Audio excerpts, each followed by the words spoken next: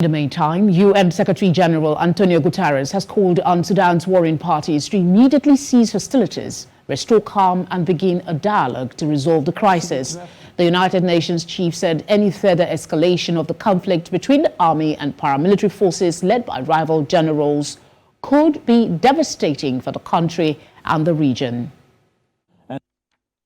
I strongly condemn the outbreak of fighting that is taking place in Sudan and appeal to the leaders of the Sudanese armed forces and the rapid support forces to immediately cease hostilities, restore calm, and begin a dialogue to resolve the crisis.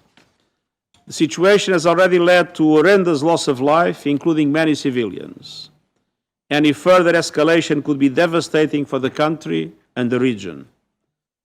The humanitarian situation in Sudan was already precarious and is now catastrophic. I condemn the deaths and injuries to civilians and humanitarian workers and the targeting and looting of premises.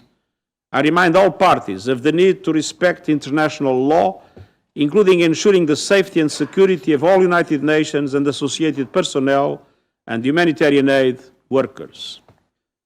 I have spoken during the weekend with the two Sudanese leaders, and I am actively engaging with the AU, the Arab League, and leaders across the region. And I reaffirm that the United Nations stands with the people of Sudan at this very difficult time, with full support for their efforts to restore the democratic transition and build a peaceful, secure future. Elbashir Idris, a public affairs analyst, joins me from Cardiff, Wales, to unpack the latest development in Sudan. Thank you for giving us your time. As briefly as you can you highlight some of the main factors you believe are driving the ongoing crisis between the RSF and the nation's army, loyal to Burhan, that's resulted in around 100 deaths?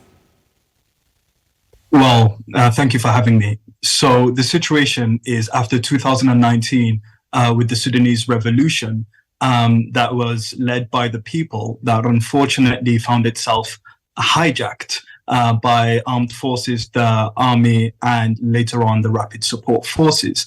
It was this belief that the armed forces, the military, should have oversight of civilian affairs in Sudan, which is what led to the current situation we have right now. We did have a power sharing agreement between the military and civilians. However, unfortunately, that transitional period has ended. Why?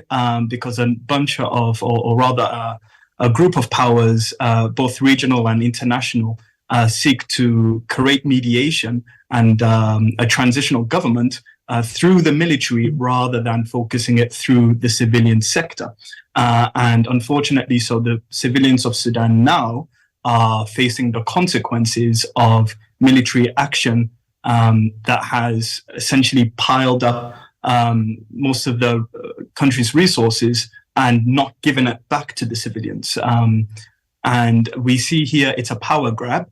It is almost a coup d'etat that's unfortunately lasting for 3 days now.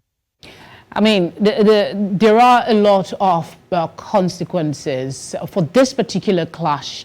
What would you say are the potential consequences for the clashes between the security forces and the overall security and stability of Sudan? Well, considering the nature of the RSF, the Rapid Support Forces, they were originally the Janjaweed that were used in Darfur during the conflict, or rather the genocide there. They were created as an urban warfare task force.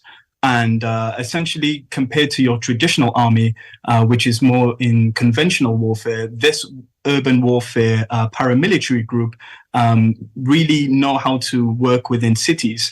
And so it presents a problem that within Khartoum, the RSF soldiers have been seen removing their uniform, donning civilian clothes. However, they still have that ideology and that belief, and it makes it very much dangerous. So the consequences coming forward, once the negotiations are over and mediation is over, people are going to ask questions on how can we root out the potential or the rest of the rapid support forces or Islamist forces that seek to incite violence. Unfortunately, that may mean the conversation of intelligence services being strengthened. And the Sudanese people have been under a very harsh and a very brutal intelligence service for the past 30 years of Omar al-Bashir. They fought against that. Now, is the question afterwards going to be, do we bring back this intelligence service so we can find these people who incite violence? It's a very difficult one, and it requires both partnership between the military and the civilians. And there's no way the civilians are going to allow a very hardline, brutal intelligence service to return. At this point, the civilian and military trust is completely broken, regardless of the outcome. So there's no real winner here. The only losers are the Sudanese people. That's really unfortunate. But is it possible? I mean, at the end of the day, we still go for dialogue. Is it possible to de-escalate the current situation and prevent further clashes and possible loss of life as it's at this time? Well, it came out earlier today on Sky News with Yusra al-Bagir and General Burhan that he was willing to go onto the negotiating table and sit down and have a mediation, which is a very calm and level-headed approach compared to the counterpart of Hemeti, which unfortunately for the past 2 days we have seen him very disgruntled a bit. And because of this behavior and the things he has said, de-escalating can be difficult. It will take some time. Even if the leader of the RSF, Hemeti, decides to de-escalate, it seems that his control over his own troops is going to be called into question. Why? Because yesterday there was a ceasefire that was supposed ceasefire done by the UN, by UNITAMS, and that wasn't followed. So if a ceasefire wasn't followed because of communication issues, then when it comes to the de-escalation part, how can we assure and guarantee that there will be continued de-escalation and no further violence? We certainly look for a de-escalation because from what you said, it is the people of Sudan that are bearing the brunt of all of this. What measures do you think can be taken to protect the rights and safety of the civilians caught in the crossfire?